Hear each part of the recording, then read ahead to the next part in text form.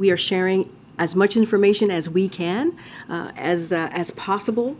The White House on Tuesday said debris from the most recent unidentified flying object shot down by U.S. fighter jets over the weekend had not yet been recovered, citing tough winter weather conditions, but added that there was no indication they were part of China's spy program. What we know is the intelligence community is considering as a leading explanation that these could be tied to commercial or research entities and Benign. Since the U.S. shot down a suspected Chinese spy balloon off the coast of South Carolina, 3 more unmanned flying objects have been shot out of the sky, the first over Alaska, the second over Canada's Yukon territory, and the third over Lake Huron. Many questions remain unanswered about the 3 more recent flying objects, including where they came from.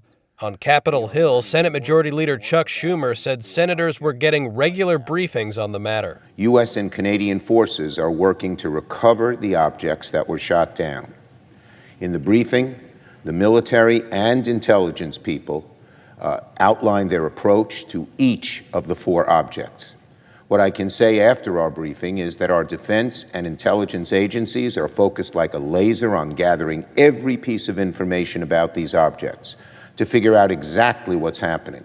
The U.S. military and the White House acknowledged that much about the most recent unmanned objects remains unknown, including how they stay aloft, who built them, and whether they may have been collecting intelligence.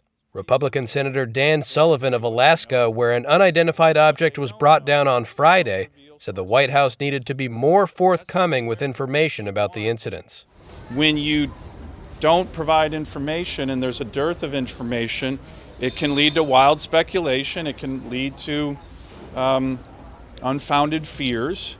Meanwhile, the U.S. military, which has been analyzing debris from the Chinese balloon that was shot down on February 4th, says it recovered critical electronics, including key sensors, presumably used for intelligence gathering.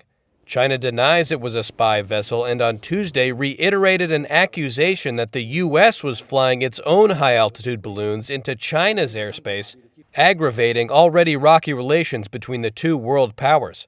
The White House has disputed China's claim, calling it false.